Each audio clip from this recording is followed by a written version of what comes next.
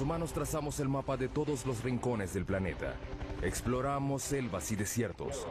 Fuimos al espacio, pero solo hemos podido llegar a 11 kilómetros de profundidad de la superficie. Solo una quingentésima parte del camino hacia el núcleo terrestre. Ahora estamos a punto de llegar más profundo. Haremos un viaje al corazón del planeta para alcanzar la última frontera, donde los árboles se abren camino a través de rocas para encontrar agua, donde formas extrañas de vida habitan ambientes mortales y se construyen rascacielos sobre la arena, donde las minas alcanzan el tamaño de una ciudad y donde fuerzas enormes siguen dándole forma a la Tierra. Acompañaremos a científicos, ingenieros y aventureros mientras investigan, exploran y desafían los misterios que yacen debajo. Viaje al centro de la Tierra. Para llegar al centro de la Tierra, hay que hacer un viaje de 6.437 kilómetros a través de los 3 distintos estratos subterráneos. El primero es la corteza terrestre, un estrato superficial y frágil que tiene 32 kilómetros de profundidad. Imagínense que la Tierra fuera un huevo cocido. Los continentes son 3 veces más delgados que la corteza de este huevo y la corteza oceánica es aproximadamente 10 veces más delgada. La corteza contiene muchas cosas en una profundidad relativamente somera. Zonas de carbón, agua, sal, oro, plata y petróleo que se solapan. Lo interesante de vivir en la superficie terrestre es que sembramos las cosas o las extraemos de minas. Muchas de nuestras cosas provienen del subsuelo de diversas maneras. Bajo la corteza yace un estrato más grueso, el manto, un estrato de roca fundida turbulenta de 2.897 kilómetros. Por dentro, el planeta es una región de roca caliente que hierve a temperaturas y presiones que nadie se puede imaginar. A más de 3.871 grados, el manto se agita constantemente y fractura la corteza que está arriba en placas gigantes denominadas placas tectónicas. A diferencia de los otros planetas, las placas le dan forma a la Tierra. Al moverse unos centímetros al año, las placas se incrustan o se separan dando resultados espectaculares. Tenemos volcanes que hacen erupción en la superficie y terremotos, pero logramos sobrevivir en un equilibrio muy delicado. Los volcanes son una fuente increíble de riqueza y de fertilidad. Los volcanes traen nutrientes y materiales frescos a la superficie terrestre. De ahí obtenemos suelos frescos y buenos. De allí provienen nuestros recursos minerales. Ahí se forman. A 2.897 kilómetros bajo el núcleo externo, el hierro fundido es la clave de nuestra supervivencia. Es un campo magnético del ancho de la Tierra que nos protege de la radiación solar. Necesitamos el campo magnético de la Tierra debido a la violencia intensa de nuestro Sol. Finalmente llegamos al núcleo interno, el ambiente natural más mortal de la Tierra. Al llegar al centro de la Tierra, la presión es 3.6 millones de veces mayor a la de la superficie. Es suficiente para reducir este granito a la mitad de su volumen. Nuestro increíble viaje comienza a unos pocos centímetros debajo de nuestros pies. Si peláramos el estrato más superficial de la Tierra, encontraríamos el mundo de los insectos. El de las hormigas es el más amplio. Este podría ser un hormiguero grande. Las hormigas han construido un sinfín de hormigueros debajo de la superficie de cada continente, excepto en la Antártida. Pueden ver las hormigas que salen de la parte superior. Algunas de ellas transportan algo que parece larvas. Las hormigas han estado aquí desde hace 120 millones de años. Precedieron a dinosaurios como el tiranosaurio Rex. Compartieron la Tierra con el estegosaurio y el triceratops. Superan a los humanos en una proporción de 140.000 a 1. No conozco a ningún otro insecto social que se haya extendido tanto. Es una sociedad que se extiende a lo largo de porciones enormes del ambiente terrestre del planeta. Las hormigas son rápidas. Su velocidad es equivalente a la de un humano que corre a 64 kilómetros por hora. Son fuertes. Pueden alzar 20 veces su propio peso. Es como si un hombre adulto alzara un auto.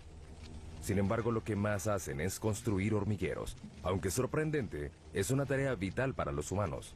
Los hormigueros ayudan a que el aire y el agua penetren el suelo y lo mantienen fresco y fértil.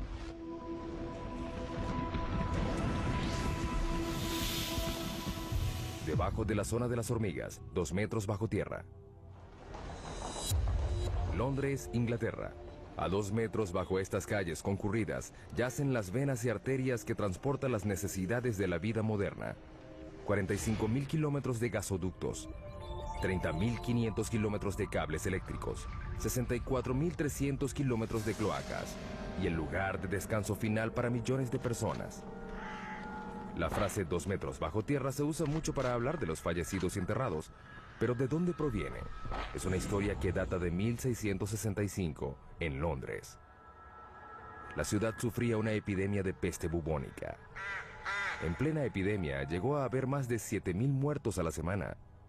El Lord Alcalde de Londres trató de detener la propagación de la enfermedad y ordenó que se excavaran las tumbas de las víctimas de la plaga al menos 2 metros bajo tierra.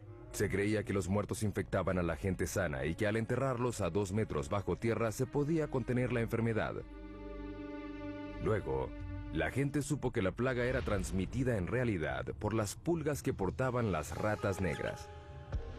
Finalmente, la epidemia de 1665 causó la muerte de 72.000 personas, 1 de cada 6 londinenses. La ciudad no descansó hasta que el gran incendio de Londres acabó con las ratas el año siguiente. Sin embargo, la tradición de enterrar los muertos a esa profundidad se extendió por todo el mundo.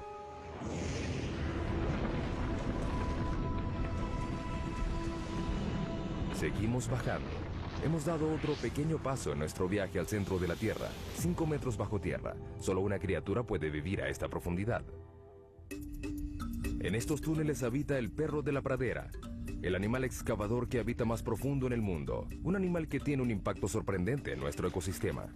Los adultos solo miden 30 centímetros de largo y pesan 1,5 kilos, pero son literalmente máquinas excavadoras bajo tierra. Excavan empujando la tierra con sus patas, pateándolo. También usan su cabeza como un martillo neumático. Es muy divertido.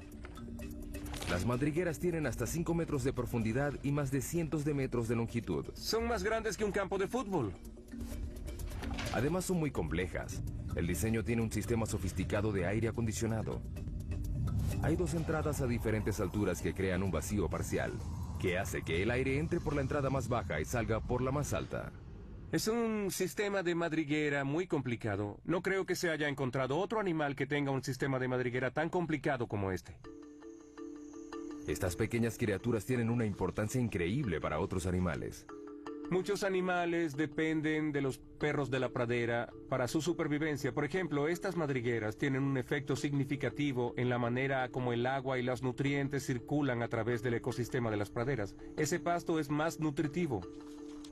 Las praderas se benefician de la presencia de estos perros. Sus excavaciones le llevan aire al suelo y su excremento ayuda a fertilizarlo. En el siglo XIX había más de 400 millones de perros de la pradera, pero los granjeros los consideraban alimañas y los eliminaban. Hoy quedan menos de 100 millones. Es una mala noticia para las áreas donde habitan. No son realmente parte del sistema de las praderas como lo eran hace 200 años, porque no hay suficientes para que tengan el impacto que se necesita para atraer a los búhos de madriguera o al bisonte. Por un lado, no son animales en peligro de extinción, pero las praderas, como deberían ser y como fueron hace 150 años, sí están en peligro. La próxima parada en nuestro viaje es a 15 metros de profundidad. En muchos lugares del mundo desaparecen las formas de vida superiores a esta profundidad. El suelo da paso a la roca. Comenzamos a encontrar carbón. El carbón se formó hace 300 millones de años.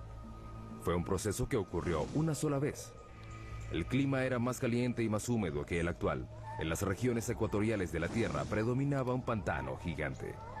Los árboles caídos y la vegetación se descomponían en el suelo cenagoso y los sedimentos superiores los comprimieron en rocas. Hoy, el carbón genera 1/3 de la electricidad mundial. Se producen 7 millardos de toneladas al año. Los campos de carbón más grandes del mundo están en China, Rusia y los Estados Unidos. El estado de Pensilvania produce el 1% del suministro mundial. El pueblo de Centralia, en Pensilvania, una vez tuvo 1.500 habitantes. Era una comunidad idílica de un pueblo pequeño. Podrías ir de un lado a otro y conocer a todos. Es un buen estilo de vida. Hoy es un pueblo fantasma por culpa de un accidente inesperado. En 1962 incendiaron a propósito la basura en un relleno sanitario al lado del cementerio del pueblo. Querían limpiar el vertedero del pueblo, incendiaron la basura y el incendio se extendió por una abertura en este laberinto de unas minas profundas de carbón que habían sido abandonadas. El incendio alcanzó una profundidad de 15 metros y se extendió por 2 kilómetros cuadrados. El área de una parte de Manhattan, y aún no se ha acabado. La antracita es el carbón que activa el fuego. Es un combustible lento y rico en carbono. Al ver la orientación del lecho de roca, se puede notar que se hunde de esta manera, creando un valle sinclinal. En la región de antracita, la mayor parte del carbón se encuentra en el valle. A 649 grados centígrados, el punto de fusión del aluminio, el incendio consumió el suelo y la roca hasta que no quedaron bases.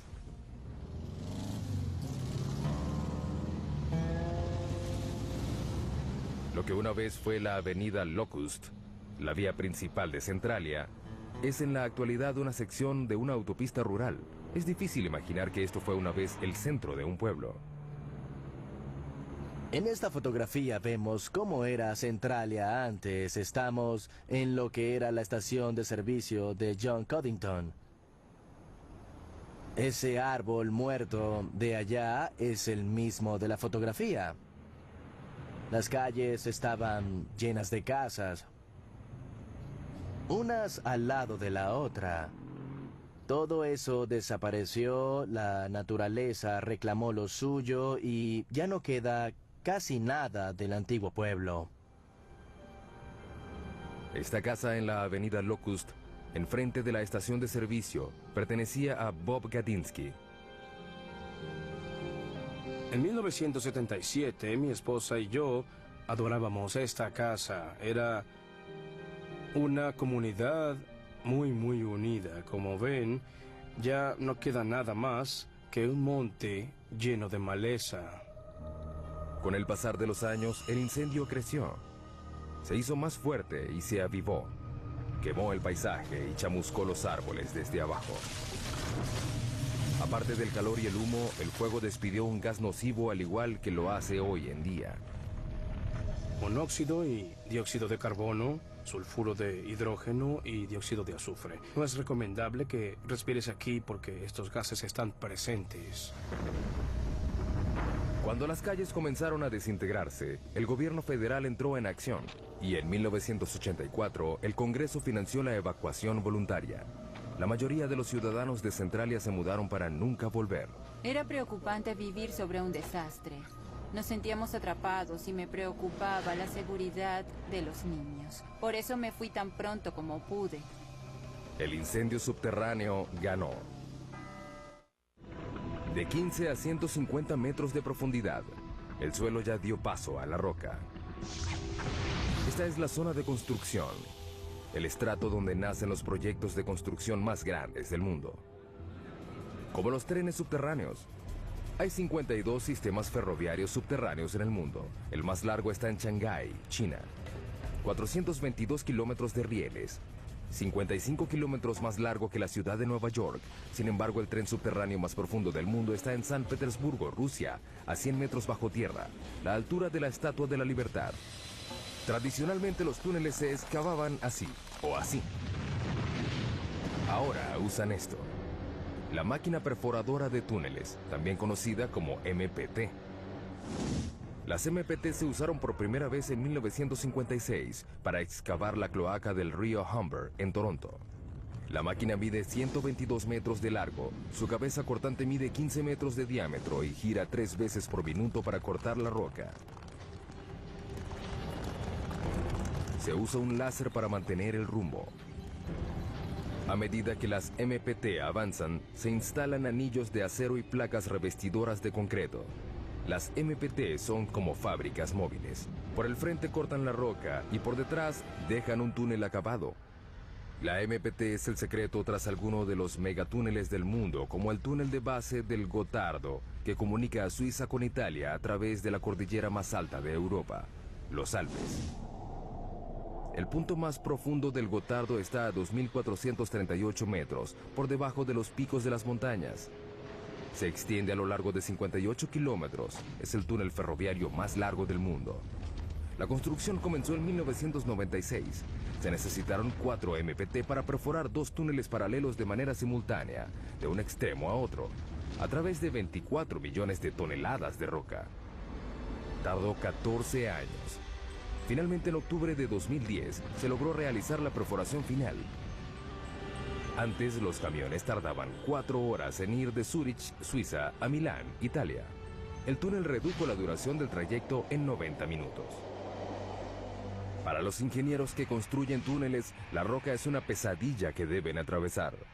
Pero la roca también se utiliza para construir las bases de los edificios más altos del mundo. Nueva York, el hogar de los rascacielos más famosos y más antiguos del mundo. Para mantener en pie estos edificios colosales, los ingenieros anclaron las bases de los edificios al lecho de roca, construyeron una plataforma y construyeron encima de ella. De hecho, el horizonte de Manhattan refleja el estrato de roca que tiene debajo. El anclaje sostiene a la mayoría de los rascacielos, incluyendo el edificio más alto del mundo, el Burj Khalifa de Dubái, que mide 823 metros de altura y tiene bases de 50 metros de profundidad. Pero si no hay lecho de roca, ¿se puede construir un rascacielos? Es un desafío que debieron enfrentar los ingenieros de la próxima parada de nuestro viaje, a 114 metros de profundidad, debajo de uno de los edificios más altos del mundo, las Torres Petronas en Kuala Lumpur, Malasia. Es increíble que estas enormes torres de concreto y cristal estén sobre arena y no sobre roca. Hemos demostrado que se pueden construir casas en la arena con las técnicas de ingeniería adecuadas. La construcción comenzó en 1996. Se planificaron 2 edificios de 88 pisos y 457 metros de altura. Cada torre pesaría 300.000 toneladas aproximadamente. Al principio la idea era construir las bases en el lecho de roca, pero los topógrafos descubrieron que la roca bajo el lugar de construcción tenía pendientes pronunciadas. Era como un acantilado subterráneo de casi 183 metros. Si seguían construyendo, la mitad de las torres quedaría sobre el acantilado y la otra fuera de él. Un llamado al desastre. Si hubiéramos mantenido la posición original, ya no tendríamos torre. Se habría caído. El lugar de construcción era un área limitada en el centro de la ciudad. No había espacio para construir torres completamente sobre la roca. Decidieron más bien alejarlas del lecho de roca completamente. Eso implicaría que las bases tendrían que pasar por el suelo blando a un estrato de arena. Las bases se mantendrían en pie por fricción, la misma fuerza que mantiene un clavo en la madera. El clavo está arraigado a un pedazo de madera de la misma forma como estas pilas de fricción están clavadas en el suelo por debajo de la torre. El equipo de construcción puso manos a la obra. Debajo de cada torre hundieron 104 pilas a 4 metros de distancia entre sí. Era un bosque virtual de concreto y acero. Algunas de las pilas tienen 114 metros de profundidad. En 2011 son las bases más profundas de cualquier edificio en el mundo. La ingeniería subterránea logró lo imposible. 2 torres de 457 metros de altura construidas sobre arena. Desde hace mucho tiempo, los ingenieros han recurrido a la geología para guiarse en su trabajo, pero la geología puede ser impredecible. El término roca da la impresión de que es algo fuerte, pero no siempre es el caso. La roca puede ser muy antigua. Esta roca tiene 1.6 millardos de años. Pero también puede ser vulnerable a un elemento muy simple: el agua de lluvia. A lo largo de millones de años, el agua de lluvia que cae sobre la roca hace que se deforme y se agriete. Estas fracturas pueden ser enormes. Aquí hay una gigante que se extiende por toda esta roca. Finalmente, el agua crea cavernas en las rocas por las que llega a inmensos lagos y ríos subterráneos. Más abajo, el agua satura la roca como una esponja. De hecho, puede haber entre 5 y 10 océanos de agua dentro de las rocas de la Tierra. El 99% del agua dulce líquida del mundo yace en el subsuelo. Las reservas más grandes están en China, Rusia, África y Estados Unidos. El acuífero Ogallala es el más grande de Estados Unidos. Se extiende desde Nebraska hasta Texas. Abarca 450.650 kilómetros cuadrados, el área de Suecia, y alcanza 150 metros de profundidad. Pero en muchos lugares del mundo, el agua subterránea se está acabando. Esto quiere decir que la gente, los animales y las plantas deben ir cada vez más profundo para obtenerla. La próxima parada de nuestro viaje es la raíz más profunda de un árbol a 122 metros de profundidad. Mpumalanga, Sudáfrica. En un precipicio ubicado sobre las claves de Eco, hay un pequeño bosque de higueras que tienen 150 años. Estas higueras han superado 2 retos: crecer sobre roca y sin ninguna fuente aparente de agua. Parecen sacados del Señor de los Anillos. Las raíces y las rocas no se mezclan. Los árboles normalmente crecen en suelo fértil. Sin embargo, el clima de este lugar es árido. Durante la mitad del año no llueve. Las higueras necesitan hasta 23 litros de agua diarios para sobrevivir y romperán las rocas para encontrarla. Las raíces de los árboles están programadas genéticamente para saber que hay agua debajo de ellas. La punta de la raíz segrega un lubricante llamado mucílago que suaviza el recorrido de la raíz. A medida que crece, la raíz explora la roca en busca de grietas y puntos débiles. Las higueras dependen de una sola raíz para encontrar agua. Esta llega muy abajo. La pregunta es, ¿qué tan abajo? Nos deslizamos hacia las profundidades de la Tierra. Cuanto más abajo, más duro es el camino. Es increíble lo que hace la madre naturaleza, solo para encontrar agua. Pero la raíz de la higuera es escurridiza. Esperemos encontrar algo más adelante. Finalmente, Burroughs encuentra algo. Oh, al fin. A 37 metros de profundidad vemos la primera señal de una raíz de higuera real. La raíz tarda 70 años en llegar tan profundo. Una vez que encuentra humedad, termina su viaje. La raíz se encuentra en el fondo a 122 metros de profundidad. Estamos viendo la raíz más profunda que conozca el mundo. Está bombeando agua debajo de mi mano mientras nosotros conversamos.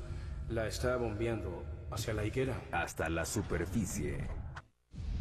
Hemos pasado por mamíferos subterráneos, túneles hechos por el hombre y las raíces más profundas hasta llegar a la zona mineral. Las rocas están conformadas por minerales. El hombre ha explotado la riqueza mineral de la Tierra por más de 40.000 años. Pero ¿qué hacemos cuando una mina llega al final de su vida útil?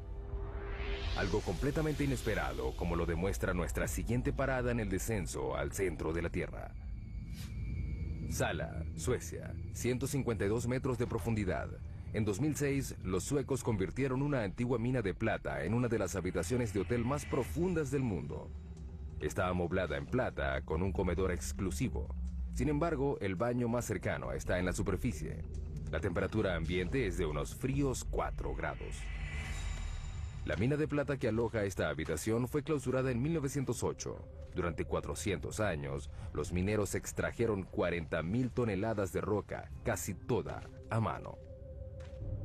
En el siglo XIX, esta era la mina más importante de Suecia.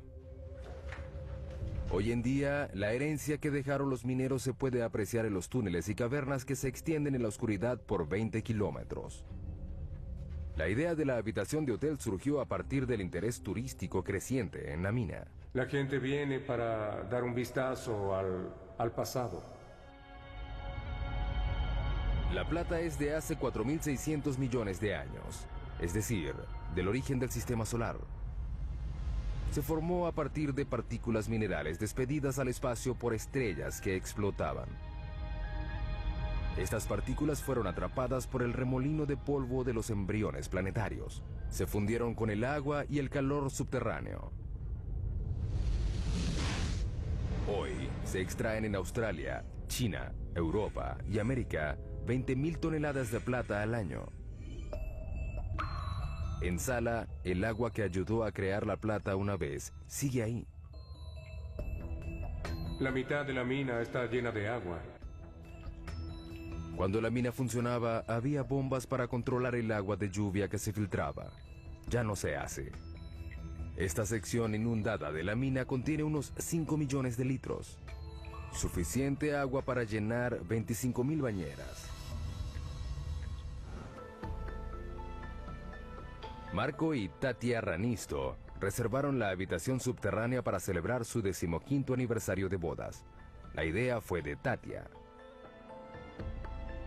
Quiero darle una gran sorpresa y algo especial. Gracias. El elevador tarda 4 minutos y medio a una velocidad de 60 centímetros por segundo para llegar a la habitación a 152 metros de profundidad. Marco empieza a vacilar. Estoy nervioso. Estaré bajo tierra solo. Bueno, casi solo. Estaré ahí. Los Ranisto llegan a su destino. Oh.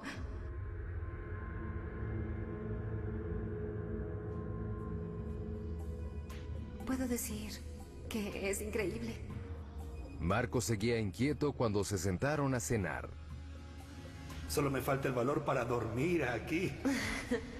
Al final logra pasar la noche. Una noche inolvidable. El agua subterránea es el agente principal de cambio en el subsuelo. No solo reacciona químicamente con los minerales, sino que también crea minerales como la plata. El agua puede derretir la roca, literalmente. Ciudad de Guatemala, 2010. Un temblor repentino hace que la mampostería se derrumbe. Cuando el polvo se despeja, solo queda un hueco gigante de 30 metros de profundidad y 20 metros de ancho. Desapareció una cuadra completa. La ciudad de Guatemala está construida sobre caliza porosa. El agua subterránea puede disolver la roca y dejar una capa superficial frágil que puede ceder sin ninguna advertencia. Es increíble que el colapso solo ocasionara una muerte. Sin embargo, fue la segunda dolina más grande en 3 años en esta ciudad. Las dolinas son aterradoras y a veces mortales. Sin embargo, algunas de ellas pueden proporcionar una gran cantidad de datos científicos. Próxima parada de nuestro viaje, también en América Latina. A 335 metros de profundidad. El Zacatón, México. Es una dolina llena de agua donde no hay lugar para la vida. Bajo esta superficie apacible no hay aire. Pero en este lugar vive una forma de vida, los microbios, y son muy extraños. Todas las bacterias y materia biológica deben sobrevivir en un ambiente anaeróbico que origina formas de vida extrañas.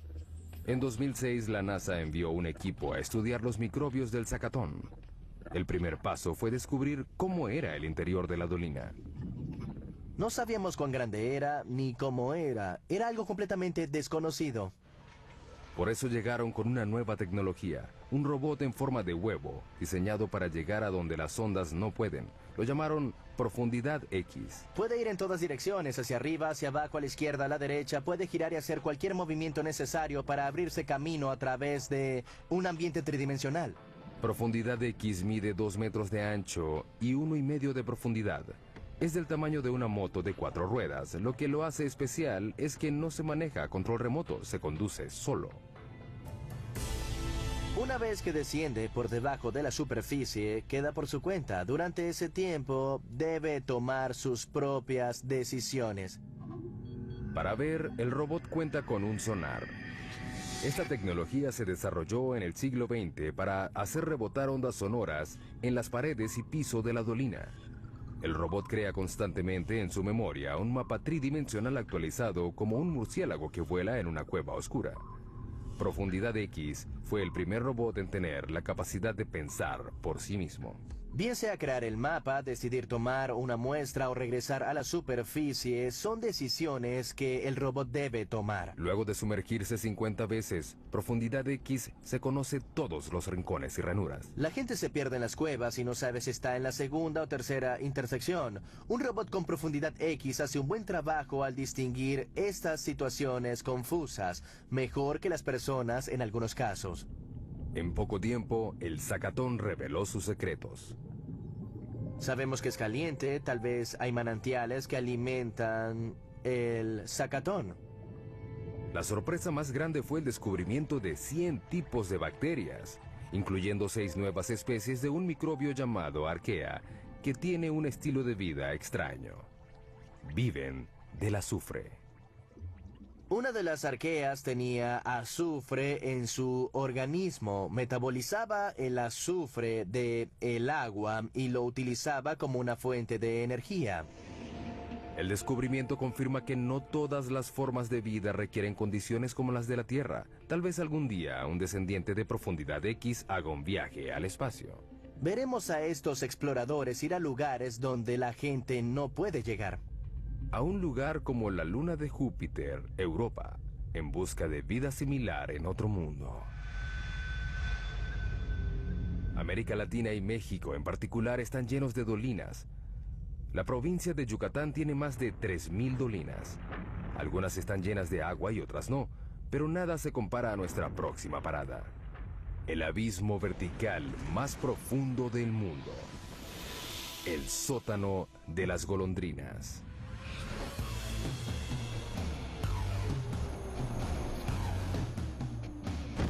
Para cierto tipo de paracaidistas, este lugar representa un reto único. Te paras en el borde, miras hacia abajo y te lanzas. Sientes una corriente de aire.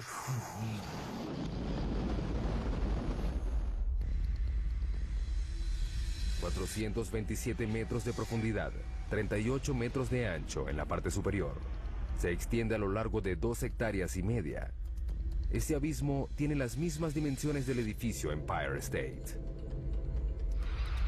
El sótano de las golondrinas recibe este nombre por las aves que anidan a lo largo de las paredes del lugar. Millones de ellas vuelan en espiral al amanecer y regresan al atardecer. Lo que para las aves es fácil, es muy difícil para un paracaidista. Todo depende de la posición y la precisión en el tiempo. Los paracaidistas corren el riesgo de desorientarse en el subsuelo.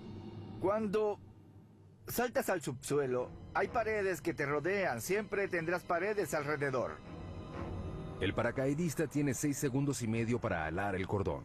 Si lo hace muy tarde, el paracaídas no tendrá tiempo para desplegarse. La velocidad de caída es de 37 metros por segundo. Caer al suelo a esa velocidad es como chocar contra una pared en un auto que va a 130 kilómetros por hora. ¿Qué hacen a la hora de regresar? Nos enganchamos a una cuerda de extracción que está atada a un cabrestante. Podemos sacar a 2 paracaidistas en 10 minutos y repetimos el proceso.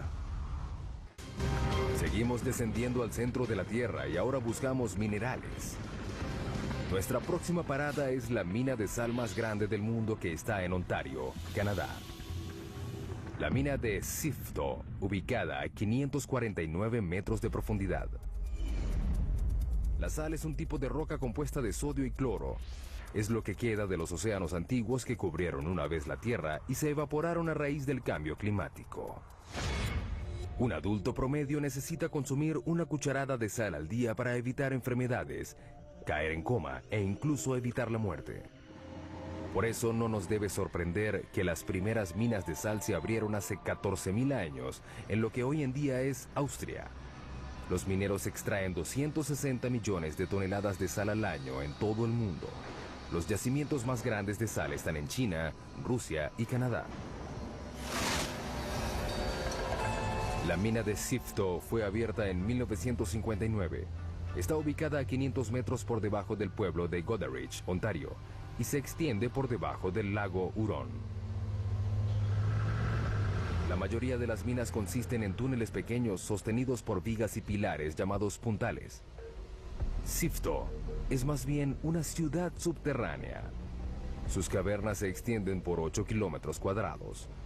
Es decir, un área del tamaño del centro de Manhattan. Tiene incluso sus propias tiendas y oficinas. Donde el techo comienza a hacerse más bajo, los mineros saben que se acercan al lugar donde estas sierras eléctricas gigantes trabajan. Abrimos túneles de 4 metros de alto y 18 de ancho. Las hojas de 3 metros de largo cortan la roca. Las hojas de sierra giran 1500 veces por minuto. El aire está lleno de polvo. El ruido es abrumador y está a punto de empeorar. Perforamos y explotamos las cabeceras de mina de 18 metros de ancho y 18 metros de alto. Son cuevas enormes.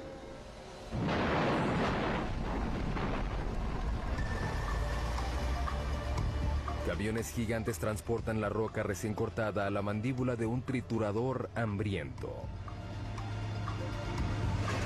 Los camiones descargan la roca a una velocidad de 10 veces por hora, 24 horas al día, 7 días por semana. En los 4 minutos que le toma al monstruo triturar la carga, pedazos de roca de 1/4 de tonelada se reducen a granos gruesos. La correa transportadora la lleva a compensación y descarga. Es un tanque grande que llena los baldes de sal que suben y bajan. Así sacamos la sal. Este gran tanque es de gran beneficio para nosotros. La tolva permite que todo el procedimiento se realice en el subsuelo. Se extraen entre 24 y 26 mil toneladas al día. Y podemos incluir más incluso. Esta mina produce diariamente suficiente sal para la mitad de la población mundial. Sifto cree que puede mantener esta producción durante otros 250 años.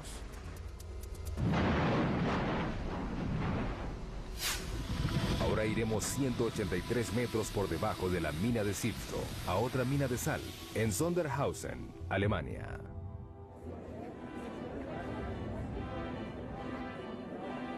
En esta mina se realiza un evento deportivo muy extraño. El maratón más profundo del mundo. Correr bajo tierra. ¡Qué locos! Correr en un maratón subterráneo es una experiencia muy diferente a correr en la superficie. No te sientes libre. En el bosque se siente el viento, pero en el subsuelo no. Las condiciones son extremas. Por ejemplo, la temperatura. Por cada 18 metros que bajas en la corteza, la temperatura sube 1 grado. La razón de esto se remonta a hace 4.600 millones de años, al origen de la Tierra. La mezcla de los remolinos de gases y de partículas que formaron el planeta tenía polvo cósmico radioactivo. Cuando se comprimió en roca, liberó su energía radioactiva como calor y aún lo hace. Trabajar en esas condiciones es muy difícil, pero correr es peor. A una profundidad de 732 metros, los atletas deben tolerar una temperatura de 27 grados. Hace mucho calor. Estamos cerca del infierno. 40% de humedad. El aire no es fresco. Ese es el mayor problema. Y un recorrido muy difícil. La carrera se realiza en un circuito irregular que sube y baja 213 metros en cada vuelta. Si te caes aquí abajo, puedes tener lesiones fuertes. A la velocidad promedio de un maratón, el pie pasa 0.2 de segundo en el suelo. Con la fatiga, el pie se queda más tiempo en el suelo. En la mina, cuanto más largo es el contacto, mayor será el riesgo. ¿Ves? Es muy resbaloso. Necesitamos zapatos con un buen perfil como este. Estos tienen un perfil alto, pero podría ser más alto. Necesitas unos zapatos de clavos. Con muchos. Es inevitable que este suelo traicionero tenga una víctima. No se sabe por qué los atletas corren el riesgo de competir en estas condiciones peligrosas. Si les preguntan, todos responden lo mismo. Por placer. Creo que es el maratón más difícil del mundo. ¿Quién puede decir que corrió en un maratón a 610 metros bajo tierra? Luego de pasar medio día bajo tierra, los atletas pueden regresar a la superficie. El calor húmedo, el aire seco y las demás condiciones difíciles son solo temporales. Sin embargo, para los 33 mineros chilenos no fue fácil salir en 2010, cuando el techo de uno de los túneles de la mina de cobre colapsó y quedaron atrapados a 732 metros. Los mineros tuvieron que soportar 27 grados centígrados, un aire denso y lleno de polvo de roca, oscuridad y aislamiento. No sabían si lograrían salir. Tuvieron que perforar una roca volcánica dura llamada basalto para abrir el hoyo de rescate. Pero esta roca se caracteriza por sus deslizamientos súbitos. Con el temor de provocar otro colapso, equipos de todo el mundo llegaron a Chile a perforar el hoyo de rescate con la última tecnología. Fue un proceso muy lento. Luego de 69 días, los 33 mineros fueron rescatados, uno de los rescates mineros más grandes de la historia. Nos acercamos a los lugares más profundos a los que ha llegado el hombre. Este es el laboratorio científico más profundo del mundo. Hay mucho que hacer aquí. El observatorio Sudbury Neutrino, o Snow Lab, queda a 2 kilómetros por debajo de la región central de Ontario. Hay 2 experimentos en curso, uno que está en la etapa final de la puesta en marcha y otros 3 grandes experimentos que están en construcción. Los científicos de Snow Lab están buscando algo que solo se puede ver a 2 kilómetros de profundidad. Unas partículas diminutas de materia cósmica denominadas neutrinos. Son tan pequeñas que 200 cuatrillones de ellos cabrían en un grano de arena. 200 cuatrillones tiene 26 ceros. No es de sorprender que los neutrinos sean muy livianos. Son partículas increíblemente livianas que normalmente pasan inadvertidas por la Tierra. Los científicos descubrieron los neutrinos en 1956. Están por todo el universo. Para poder ver algo tan pequeño, hay que filtrar los rayos gamma, los rayos X y la radiación ultravioleta que bombardean continuamente la Tierra desde el espacio. Hay que probar que no haya radiación convencional que interfiera en las señales que estás esperando, y para ello se necesita mucha protección radiológica. Por eso el laboratorio está a esa profundidad. Estos rayos cósmicos imposibilitan las mediciones de los neutrinos, que son muy sensibles. Los 2 kilómetros de roca por encima de nuestro laboratorio reducen estos rayos cósmicos por un factor de 10 millones. Para encontrar algo tan pequeño como los neutrinos, se necesitan equipos muy grandes. Cuando buscas una partícula, tratas de aumentar las probabilidades de verlo. Los túneles y cámaras intercomunicados del Snow Lab se extienden por un área de 7.247 metros cuadrados. Es el tamaño de 6 piscinas olímpicas juntas. Parece una estación espacial y no un laboratorio subterráneo. La construcción del laboratorio tardó 18 años y costó aproximadamente $70 millones. Los neutrinos dejan una estela fugaz de luz cuando pasan a través de ciertas sustancias. Esta caverna una vez tuvo 60.000 toneladas de roca. Ahora aloja a esta esfera de 12 metros. La esfera contiene 757 litros de agua pesada. Es un tipo de agua natural que es más sensible a los neutrinos porque su peso molecular es mayor. El neutrino causa una reacción que genera luz. Esta luz reacciona con los fotodetectores. Así podemos descubrir su energía y su dirección. Es difícil llegar al laboratorio a esa profundidad. El elevador desciende a 640 metros por minuto. Luego hay que caminar un trecho de 1,5 kilómetros. La temperatura ambiente es de 27 grados. Es muy caliente por la presión que hay a esa profundidad. Alrededor de ellos, la roca está presionada a 551 bares. 500 veces más que la presión de aire en la superficie. El reto para abrir el laboratorio fue crear un ambiente puro bajo tierra. Mantenemos las fuentes de polvo y contaminación al mínimo, limpiando constantemente. Al entrar, los científicos deben someterse a un proceso riguroso de descontaminación para eliminar el polvo que pudiera arruinar los delicados experimentos. Tenemos que quitarnos todo lo que llevamos puesto en la mina. Ducharnos y ponernos ropa limpia que nunca haya estado expuesta a polvo de la mina. Aparte del polvo, la gente siempre despide desechos minúsculos por sí sola. 600.000 partículas de piel por hora. 100 hebras de cabello al día. Todo eso puede comprometer el trabajo del laboratorio. Una vez adentro, los científicos deben someterse a más procesos de limpieza y revisión. Hasta las cloacas del laboratorio están limpias. Tratamos todos los desechos del baño y todas nuestras aguas residuales que provienen de la lavandería y las regaderas. Tienen bacterias especiales que reducen los desechos de manera orgánica y ni siquiera huelen. Nos gusta pensar que tenemos los inodoros más profundos del mundo. Es una comodidad que les agradaría a los exploradores subterráneos de nuestra siguiente parada en el viaje al centro de la Tierra. La madre de todas las cuevas a 2 kilómetros de profundidad.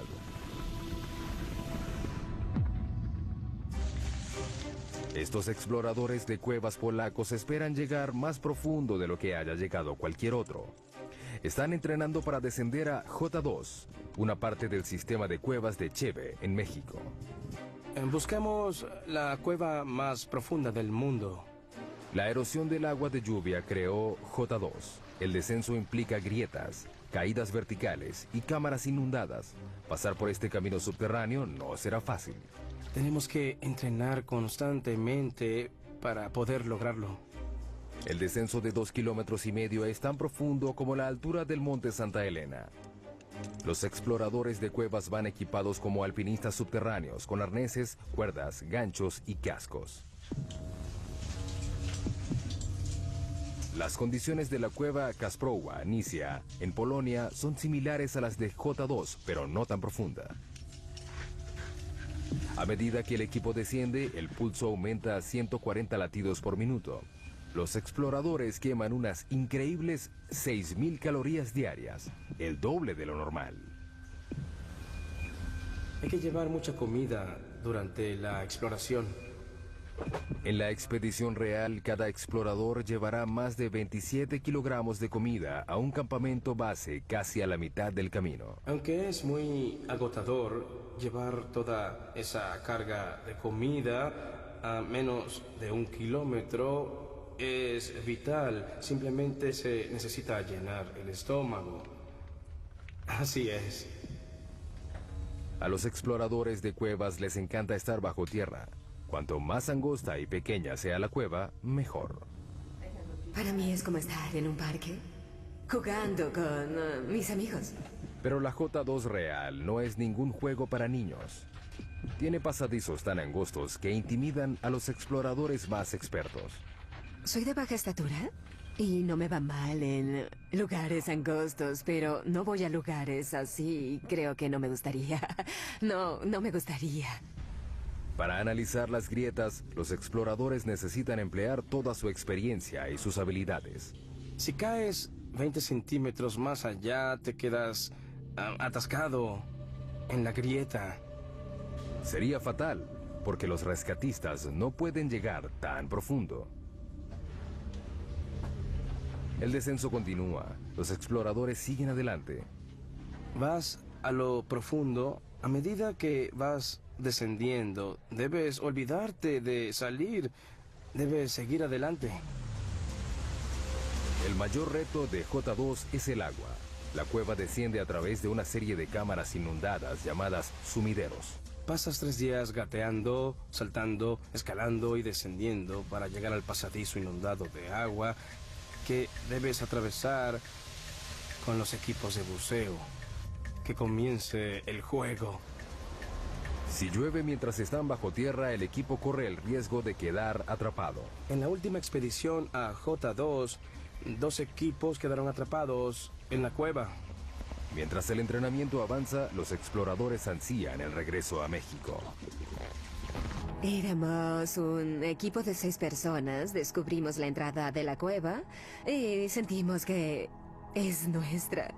A esta profundidad hay agua y aire, pero no hay sol. Por eso, los exploradores de cuevas casi no encuentran seres vivos. Para buscar pistas sobre el origen de la vida en la Tierra, los científicos deben llegar más abajo, al fondo del mar. Por todo el fondo del mar hay agua que transporta vida microbiana. Cerca de la costa de Vancouver, Columbia Británica, el sumergible Alvin entra al agua. Para nosotros estos estudios son como las misiones Apolo.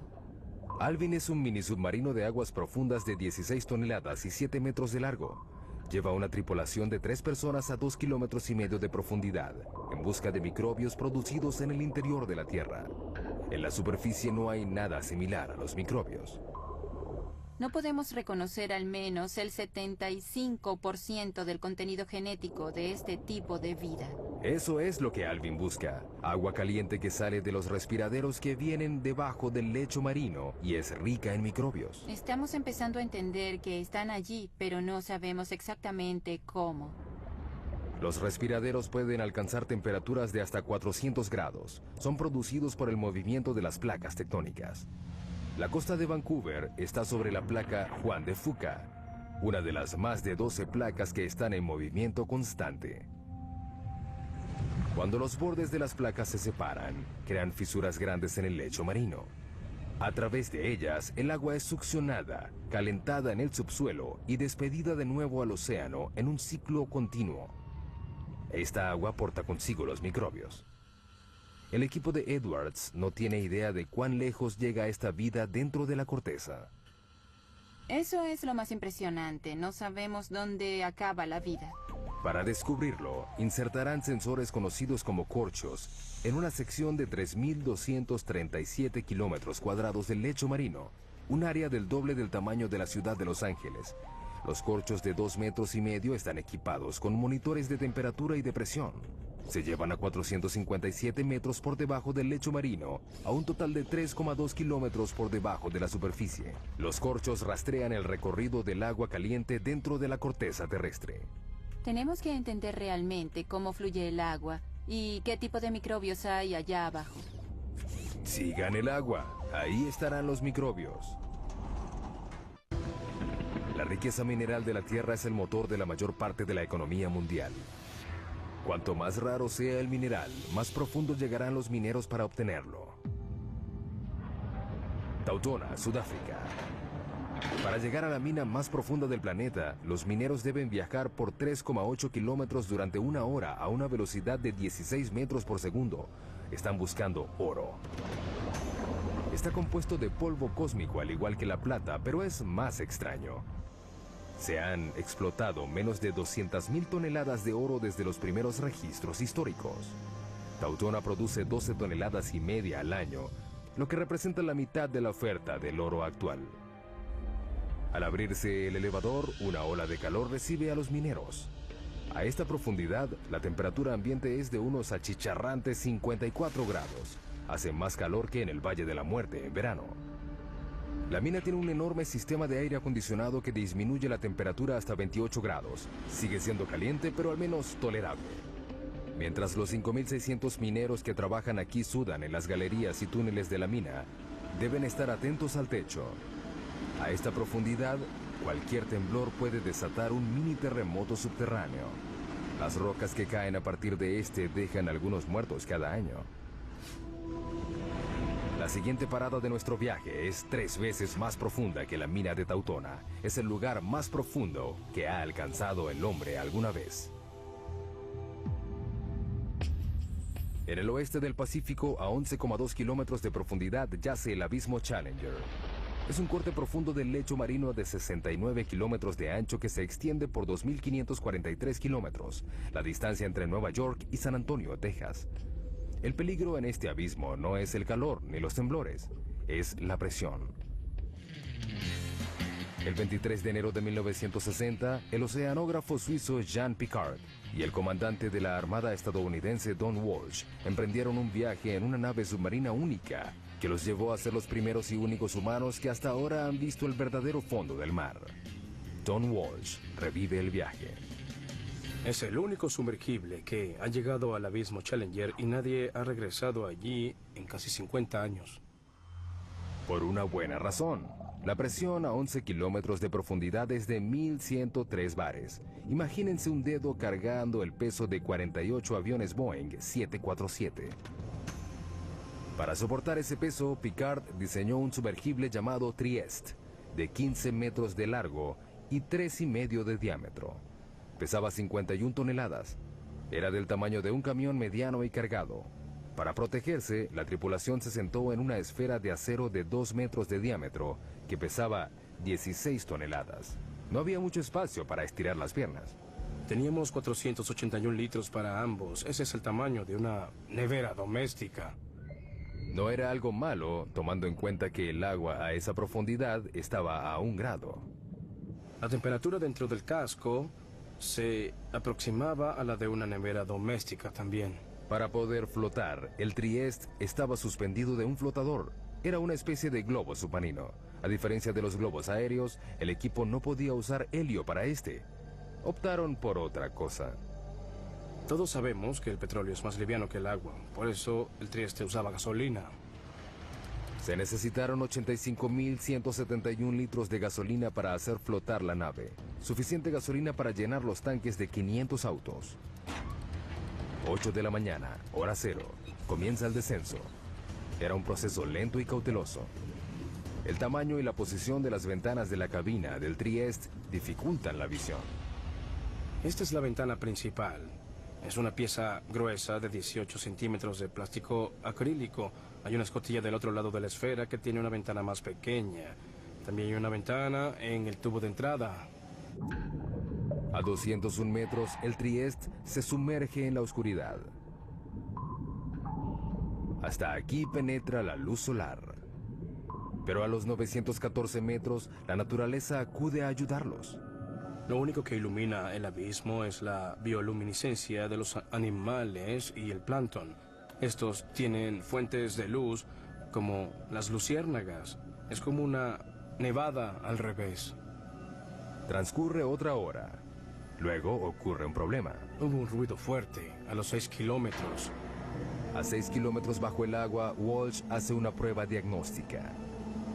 Oímos el ruido y verificamos todos los medidores que teníamos. Todo parecía bien, así que seguimos el camino. Pero de repente vio algo. Miré a la ventana de la escotilla y vi una grieta así en la ventana. La tripulación está a 2 centímetros de una muerte segura. Si la ventana interior se hubiera roto, habríamos muerto de manera instantánea porque la presión a 6 kilómetros de profundidad es como 690 bares. La muerte habría sido inmediata, no nos habríamos enterado. Pero la ventana soporta. Deciden continuar. Luego de casi 5 horas, el Trieste llega finalmente al fondo. Walsh ve algo increíble. Antes de aterrizar, vimos un pez blanco. Los vertebrados no deberían sobrevivir a esta profundidad. Pero los acuanautas no pudieron seguir investigando. Cuando aterrizamos, levantamos una nube de sedimentos que se quedó ahí durante unos 20 minutos. El limo del lecho marino lo cegó. Era como estar en un vaso de leche. No tuvieron otra opción. No podíamos ver nada ni tomar fotos. No se despejaba, así que decidimos regresar a la superficie. Para que el Trieste pudiera regresar, Walsh controlaba el peso quitando el lastre. Teníamos 2 tinas de lastre llenos de bolas de acero. Al fondo de la tina había un electroimán. Las esferas seguían en la tina cuando el imán estaba encendido. Al quitarles la electricidad, salían. Con el movimiento de un interruptor, el Trieste inició su ascenso a la superficie y a la historia. 11,2 kilómetros es el límite de la exploración humana. Estamos a 1/3 de nuestro viaje a través de la corteza terrestre. El hombre se retira y entran las máquinas. Todos los científicos usan herramientas que les permiten explorar sitios a donde no han llegado. Telescopios, microscopios, pero los geólogos tienen un problema particular. No les puedo decir que hay 30 centímetros por debajo del suelo en el que estamos parados porque no puedo ver a través de la roca. La solución parece obvia: perforar y mirar. Pero ese enfoque está minado de problemas. Península de Kola, noroeste de Rusia, 1989. En un lugar azotado por el viento y que rodea el círculo polar ártico, los científicos se embarcan en un plan ambicioso. A un alto costo se perforó un hoyo profundo para tratar de llegar al límite entre la corteza terrestre y el manto. Son 35 metros de profundidad. Para reducir la fricción, utilizaron un método de perforación nuevo. En vez de hacer girar toda la sarta, ahora solo gira la mecha bien lubricada, con lodo y aceite. A 6,4 kilómetros encontraron fósiles de plancton antiguo de 18 millones de años en un estado de preservación sorprendente. A 11 kilómetros encontraron roca de 4.400 millones de años. El zircón, el mineral más antiguo del planeta. Pero con cada metro que perforan, la temperatura aumenta. A los 12 kilómetros la temperatura alcanza 299 grados. La perforación se detiene de repente. La temperatura aumenta rápidamente a medida que entras al planeta. Cuando perforas hoyos muy profundos, el metal de tu taladro comienza a derretirse. Durante los 14 años siguientes se intentó reanudar la perforación, pero todo fracasó. No tenemos equipos ni los materiales que soporten las temperaturas y las presiones que hay a decenas de kilómetros de profundidad. El hoyo súper profundo fue abandonado en 2003. ¿Qué hacen los geólogos si no pueden perforar? Pues usan sus oídos. No vemos lo que hay dentro del planeta, lo escuchamos. Estos ecógrafos se conocen como sismógrafos y siguen los sonidos hechos por el movimiento de las rocas en el subsuelo. Literalmente escuchan los terremotos. En promedio, hay un terremoto de magnitud 6 o más cada 3 días. Hace que todo el planeta tiemble. Las vibraciones cambian según la densidad de la roca. Estos son datos que los geólogos pueden leer. Hemos podido crear imágenes tridimensionales de todo el planeta mediante el seguimiento de miles de sismos hechos con miles de sismógrafos durante muchos años. Todo el mundo depende de los recursos que están bajo nuestros pies. La próxima parada de nuestro viaje es en el campo petrolero más profundo de los Estados Unidos, a 11,2 kilómetros por debajo del Golfo de México. Cuando están en operación, más de 6.000 plataformas petroleras explotan las costas de Texas y de Luisiana con la capacidad de suministrar el 25% del petróleo estadounidense. Pero no es fácil de encontrar. Está a 1,5 kilómetros bajo el agua y a 10 kilómetros dentro de la roca. A medida que se va dificultando el hallazgo de petróleo y gas, se van perforando hoyos cada vez más profundos en aguas cada vez más profundas. Se está desarrollando una revolución en la perforación en aguas profundas en las costas de Egipto, África Occidental, Brasil y el Golfo. Es impresionante que tengamos la tecnología para perforar tan profundo. Pero la tecnología tiene limitaciones. En la primavera de 2010, una plataforma llamada Deepwater Horizon perforaba un pozo relativamente somero de 7 kilómetros de profundidad en el campo Macondo, a 80 kilómetros de la costa de Luisiana. 20 de abril, 10 de la noche, la plataforma es sacudida por una explosión. A 56 kilómetros de distancia se avista una bola de fuego. Mueren 11 trabajadores petroleros y hay 17 heridos. En el lecho marino a 1,5 kilómetros, el cabezal de pozo roto descarga hasta 60.000 barriles de petróleo diarios. Un barril tiene 159 litros. Es como 450 camiones cisterna al mar. Aproximadamente se derramaron 5 millones de barriles de petróleo. Ha sido el peor derrame petrolero en Estados Unidos. ¿Pero qué fue lo que sucedió?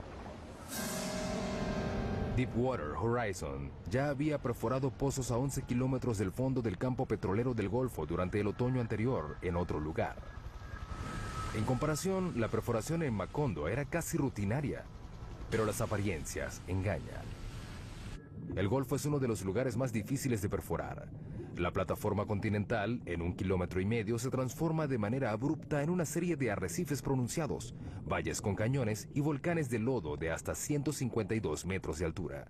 La geología es muy complicada. El petróleo debajo de este lecho marino accidentado se extiende por una grieta de roca de 35 millones de años y 244 metros de grosor. Está atrapado bajo una presión enorme, 100.000 veces mayor a la superficie. El peso de la roca superior presiona hacia abajo. Eso aumenta muchísimo las presiones en el fondo del pozo. Además de la presión, los perforadores se pueden encontrar con bolsillos potencialmente peligrosos de gas metano congelado, conocidos como hidratos. Si perforas uno por accidente, puede ser un gran problema. Al calentarse por la fricción de la perforación, el metano explota en el pozo y libera cantidades enormes de volumen de petróleo. Muchos investigadores le atribuyen la causa de la tragedia del Deepwater Horizon a un bolsillo de metano congelado. La tecnología convencional de barrido no siempre puede identificar estos bolsillos. Es un desafío para la exploración petrolera. La gente no sabe cuánto porque es muy difícil crear la imagen sísmica. Ahora despliegan una nueva generación de sensores de lecho marino para ayudar a detectar el gas congelado antes de que se convierta en una amenaza. Lo lanzamos al agua por un lado del barco y dejamos que se hunda hasta el fondo del mar con un ancla de concreto pesado. Se queda allí durante varios días o varios meses. A diferencia de los sismógrafos convencionales, este sensor de lecho marino no mide las ondas sonoras generadas por el movimiento de las placas tectónicas de la Tierra, sino que detecta la electricidad. Medimos las propiedades electromagnéticas del lecho marino y su conductividad eléctrica. La electricidad proviene del campo magnético de la Tierra. Cuando encuentra radiación solar en la atmósfera superior, genera una corriente global dentro de la corteza que alcanza el núcleo externo.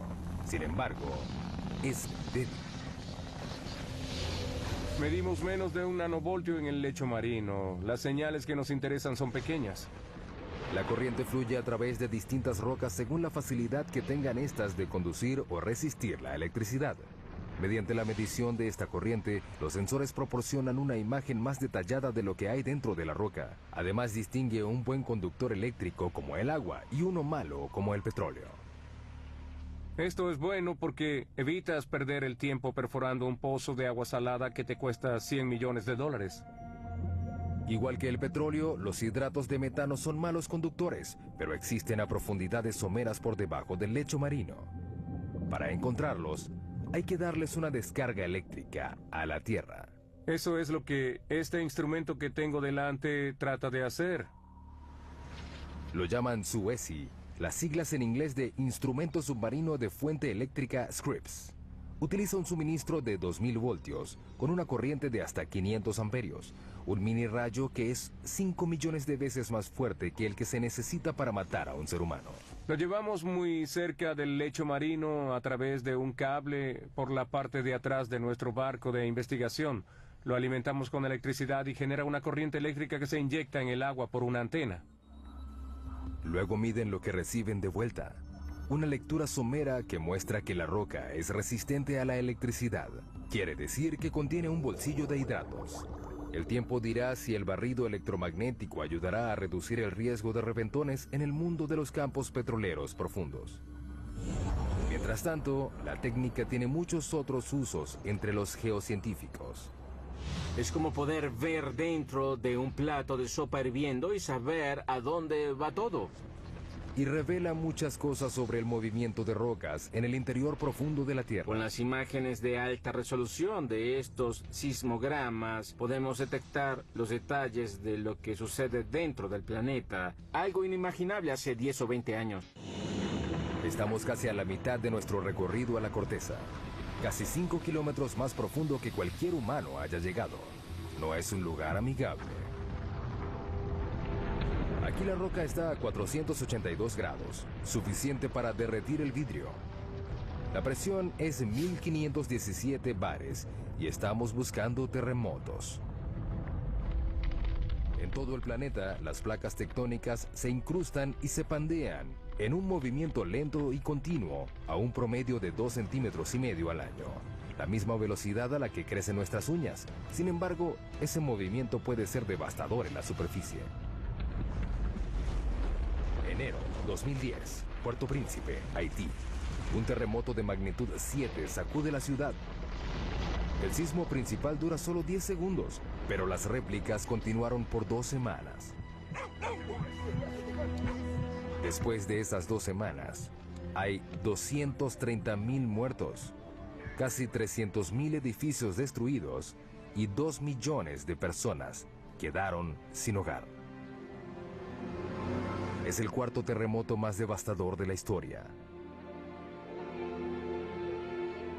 Los terremotos tienen un potencial de ser los desastres naturales más catastróficos. En Haití, la falla que causó este desastre solo tenía 64 kilómetros de largo y se movió solo 2 metros.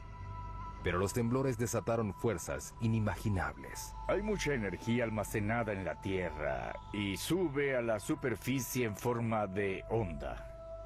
El sismo movió la Tierra como una sábana en ondas de hasta 4 metros de alto.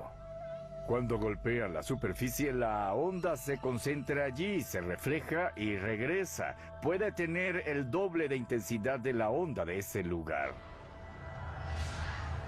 Estamos en el Centro de Investigación de Ingeniería Sísmica de la Universidad de California en Berkeley. Los científicos de este centro se ganan la vida rompiendo cosas. Estos son algunos de los modelos probados de las columnas esquineras. Pueden ver que están muy dañados. Estas pilas de escombros son los restos de pruebas de laboratorio, el fruto del trabajo científico que ha hecho posible la creación de edificios antisísmicos perfectos. Los científicos ya aprendieron una lección. Si un terremoto ocurre en un lugar, volverá a ocurrir. No es cuestión de si ocurre, sino de cuándo. En California tenemos la mala suerte de tener terremotos con bastante frecuencia. Sin embargo, eso nos hace prepararnos. Las únicas opciones son mudarse o construir edificaciones más seguras. Debemos prepararnos mejor para un terremoto mediante mejoras de normas de diseño. Durante un terremoto, el movimiento más peligroso no es el vertical, sino el horizontal. Este ingeniero trabaja en un diseño que hace las paredes más resistentes a los movimientos horizontales mortales que derriban los edificios. Creamos este tipo de conexión que puede transferir cargas laterales. Estas paredes están unidas por placas de acero que soportan la tensión. Las placas se pueden romper sin que la pared completa colapse. Las paredes están hechas con una mezcla de concreto y fibra, que las hace más flexibles y menos quebradizas. Están diseñadas para que se dañen. El equipo de Berkeley usa una variedad de equipos para someter a los nuevos diseños a un proceso lento de destrucción. Ese bloque de concreto inmenso mide 8,5 metros de largo por 8 de alto. Pesa 300 toneladas. Hay mucha energía latente encerrada en esa masa. Cuando estos 4 martillos hidráulicos enormes empujan el bloque, le transfieren la energía a la estructura que se está probando. En este caso, se prueba un armazón de columnas y vigas similar al de un rascacielos. Nadie sabe cómo responderá la estructura. Es la primera vez que probamos algo de este modo. El objetivo es llevar la estructura al límite. El edificio se inclina en una dirección y las vigas rotan en sentido contrario a las columnas. El acero se pandeó, pero el armazón sobrevivió. Es un inicio prometedor para el diseño. Pero la única manera de asegurarse de que una estructura soportará un terremoto es creando uno. Esta es la mesa de temblores. La mesa de temblores nos permite crear un terremoto cuando queramos. Como su nombre lo indica, las mesas de temblores crean temblores a escala real, que sacuden edificaciones a escala real. Podemos simular 6 componentes del movimiento. La mesa puede mover la edificación hacia adelante y hacia atrás, hacia arriba y hacia abajo o hacia los lados para recrear lo que sucede. El objetivo no es analizar por qué se caen los edificios, sino por qué permanecen de pie. Una de las cosas que queremos predecir es cuándo una estructura colapsará completamente y cuándo colapsará solo de manera parcial. Los terremotos han matado a millones de personas, pero el movimiento tectónico que los ocasiona también forma parte de un ciclo global que es vital para la salud del planeta Tierra. La vida humana no habría evolucionado si no fuera por la tectónica de placas. Sin la tectónica de placas tendríamos un solo océano gigante en la superficie y no tendríamos ningún animal terrestre. El ciclo de creación de la superficie terrestre voltea virtualmente la Tierra. Esto es una amonita, un fósil que vivió en el fondo del océano. Lo impresionante de esta roca es que proviene de la base del monte Everest. Lo más impresionante de todo esto son las fuerzas que la trajeron a la parte de arriba del planeta, que debieron ser enormes e increíbles. La fuente de estas fuerzas yace aún más profunda que las placas tectónicas. Nuestra próxima parada en el viaje al centro de la Tierra. A 35 kilómetros de profundidad entramos al manto, una vasta región de 2.897 kilómetros, que contiene el 70% de la masa del planeta. Aquí la temperatura y la presión compiten para decidir cuál de las dos cambiará más a la roca. A 56 kilómetros de profundidad, la presión es 16.500 veces mayor a la de la superficie, más de lo que un humano puede soportar. Esta cámara a alta presión ilustra el impacto de una presión tan alta en un cuerpo humano desprotegido. La respiración se hace imposible rápidamente porque los pulmones colapsan y las costillas hacen una implosión. Solo 3 kilómetros más abajo, a 59 kilómetros, la presión aplasta y pulveriza nuestro cráneo. Pero la temperatura también aumenta gracias a la liberación de energía radioactiva en el manto. A 982 grados, el calor es suficiente para empezar a derretir la roca. Esta comienza a convertirse en algo llamado magma. El magma es lo que ocurre cuando la roca alcanza su temperatura de fusión y pasa de estado sólido a líquido. Puede fluir por largas distancias y luego es forzada a salir a la superficie terrestre. A medida que se filtra hacia arriba, el magma se mezcla con una variedad de sustancias que lo hacen más volátil. El magma es una combinación fascinante de roca fundida y gases disueltos como agua y dióxido de carbono. Justo debajo de la superficie, el magma se acumula en esos vacíos en la roca que los científicos denominan cámaras. La cámara más profunda que se haya detectado está a 34 kilómetros por debajo de Oahu, Hawái. La mayoría está a 10 kilómetros de profundidad. Las cámaras se llenan lentamente de magma. A medida que aumenta la presión bajo tierra, el magma es forzado a salir hacia la superficie. Con el tiempo llegan al punto de explosión y causan las erupciones volcánicas. Una de las imágenes más potentes del interior de la Tierra es esos lugares donde el interior se vuelve superficie, como en los volcanes. 500 millones de personas en todo el mundo viven cerca de un volcán. Una sola erupción puede resultar catastrófica. Los volcanes pueden borrar en un momento lo que ha tomado decenas de millones de años en crearse. Las erupciones ocurren sin advertencia, su temperatura es mayor a 500 grados y son prácticamente indetenibles. Abril 2010. El volcán Eyjafjall hace erupción en Islandia. Liberó 99 millones de metros cúbicos de ceniza volcánica, suficiente ceniza para llenar 40.000 piscinas olímpicas. Una nube de cenizas de 9 kilómetros de alto se liberó. Se esparció por 1.800.000 kilómetros cuadrados, un área más grande que Alaska. La erupción hizo que se suspendieran los vuelos en el hemisferio norte durante 6 días que dejaron varados a más de 1 millón de pasajeros diarios. Los servicios normales tardaron un mes en reanudarse. En nuestro viaje al centro de la Tierra, nos acercamos al núcleo externo, una zona de 2.100 kilómetros de hierro fundido, atrapado entre el manto y el núcleo interno sólido. Para llegar aquí, hemos viajado a través de agua y roca, combatido con la temperatura y la presión, y revelado los secretos subterráneos que le dan forma a nuestras vidas. Pero nos queda un misterio por resolver. ¿Qué hace que la Tierra sea magnética? El campo magnético de la Tierra se extiende por 72.400 kilómetros en el espacio.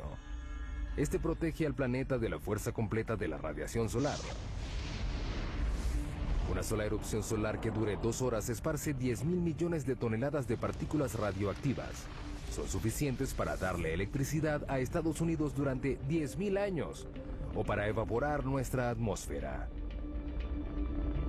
Sin el campo magnético que las desvía, las partículas solares extinguirían la vida en la Tierra.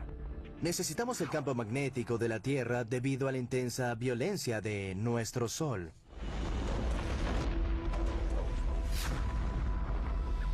El campo se origina en el núcleo externo rico en hierro.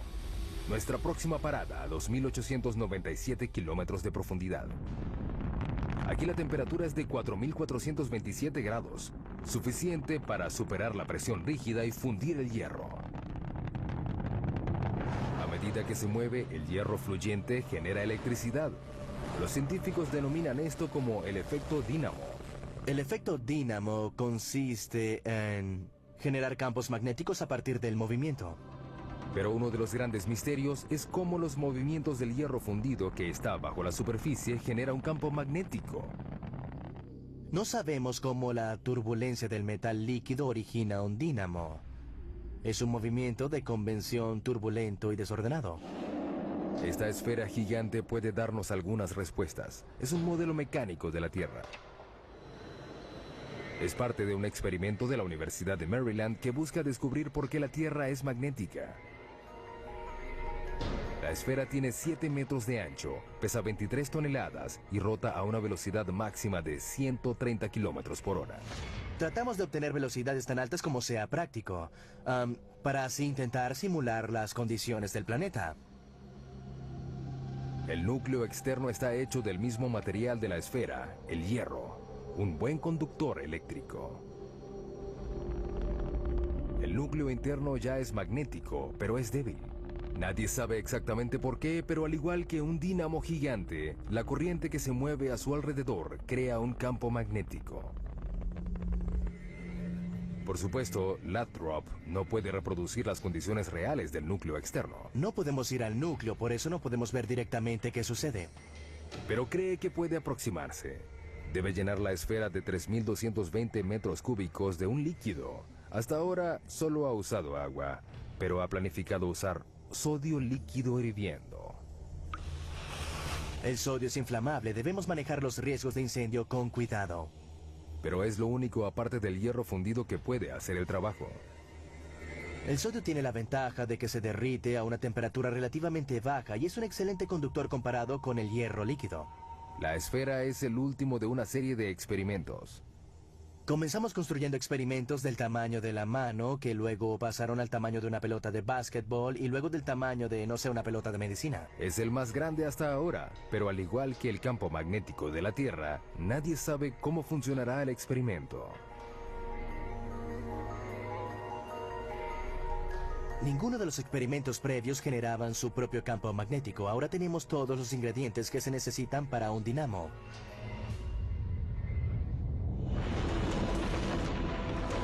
A casi 6.400 kilómetros de profundidad, llegamos al final de nuestro viaje, el núcleo terrestre.